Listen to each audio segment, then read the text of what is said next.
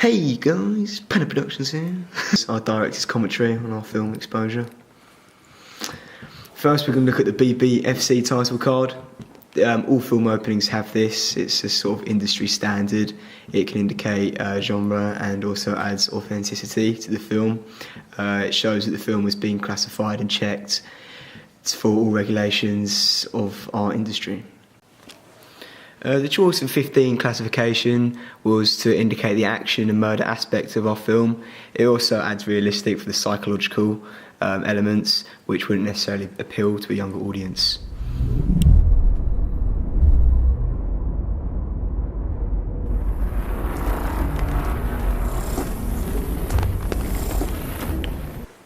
The ident for our film is also a form of the genre. It acts as a genre signifier and a foreshadowing of what is to come.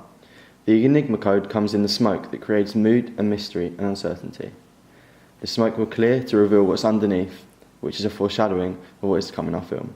It establishes the unsettling, scary feel of the genre as the preferred reading.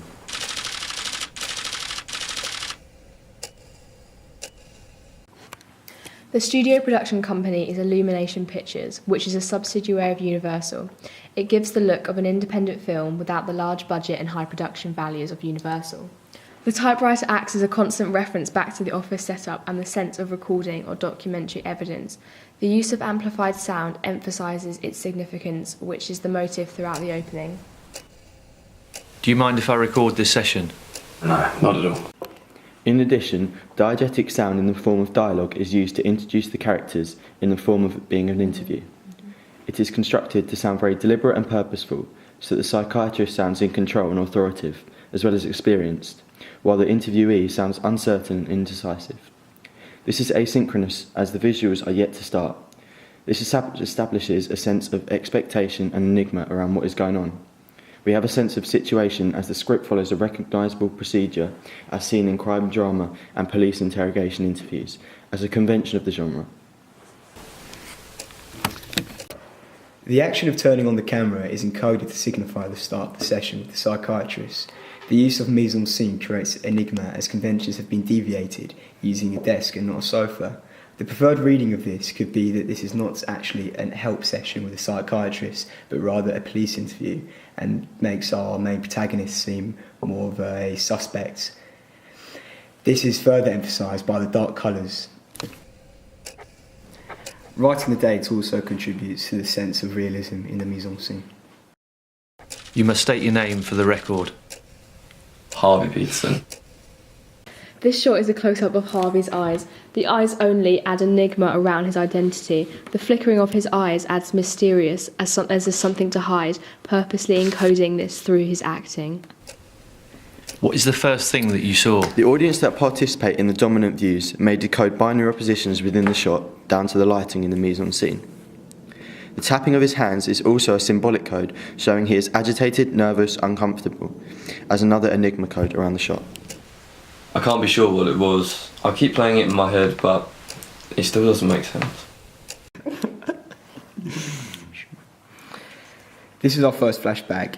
In this flashback we introduce the third layer of our narrative in order to make a narrative hook. The audience may also link this layer with the first layer of dialogue, as it is overlapped. What was your relationship actually like? Then we move on to our second layer of our narrative. Again, we use focus pull in order to signify he is mentally ill or has some kind of problem as the preferred reading. The typewriter is also in this shot as the element of continuity and the link to the office scene. We weren't exactly your ordinary couple. She wasn't what people thought she was, but I really loved her. Just tell me what you remember. Well, I saw her take her last breath. Noir-style lighting encodes enigma, as well as the binary oppositions being involved in the shot, is again shown here. The shots flow with the ticking continuously playing in the background. This builds an element of tension, but also again acts as a subconscious link to a heartbeat, which is gaining speed and drawing the audience into the narrative structure as a hook. Who do you think did this to her, Harvey? It still doesn't make sense. I can't really remember much more.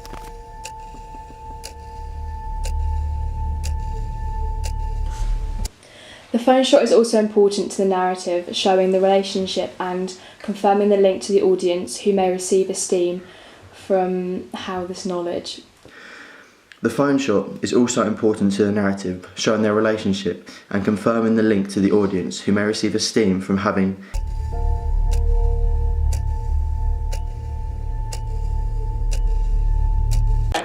For this shot, we had a CCTV style frame surrounding the shot. We exported this from YouTube using an Ultra tool to remove green screen and create enigma around the session and why it is being filmed. The high camera angle looking down on the characters makes them look submissive, however the psychiatrist's authority is clearly represented and shown. With his body language, he has the paper and within his suit. Having the CCTV camera high and in the corner of the room initially encodes certainty behind the purpose of the interview, but also places the audience in a position of power as they can decide what side within the binary opposition of the shot should be taken. The walls and props around the mise-en-scène give a feeling that the room is closing in, further adding to the mood and the sense that something is wrong is happening within the scene. This is further emphasised by the candid camera angle. This technique carried forward from our preliminary task, which we thought worked quite well.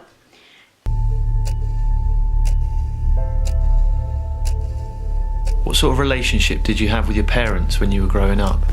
Why'd you bring up my parents?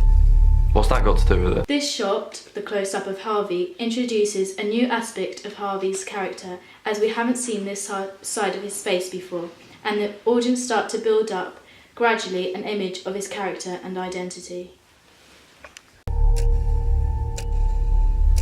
Harvey, you still with me? Here we enter the second layer of our narrative hook. The lighting within these shots is bleak and dull as a representation of his mood, which has negative connotations. A quick shot of the title keeps within our theme of the ticking as a quick pace shots. The font again is continuous and links to the office. The exposure has various connotations which could be decoded as a further enigma saturated into the text.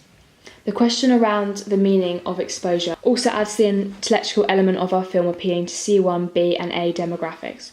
Harvey, you still with me? Harvey, you still with me? You need to keep up with what... The use of pulling in and out of focus further encodes the possibility he is mentally ill and questions whether everything going on in his head. He has externalised the internal like Hitchcock in the film Vertigo.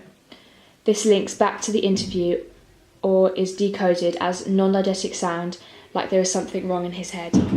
Say it. I'm sorry, I just can't stop thinking about it.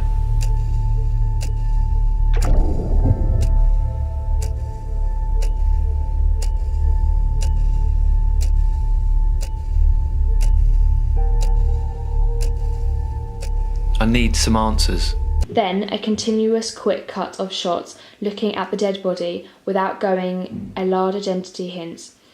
However, male gaze is offered as she's gratification as she is portrayed as angelic and pretty. Also being objectified reflects the theory of John Berg. I don't want to tell you.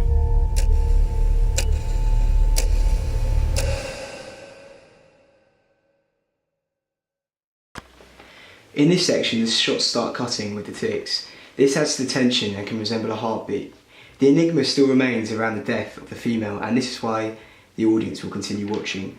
The dialogue, I don't want to tell you, has a preferred reading that suggests Harvey still has something to hide, adding to the intellectual aspects of the film. The final shot is in the third layer, which is where our female character dies and where we end. This is therefore a symbolic code.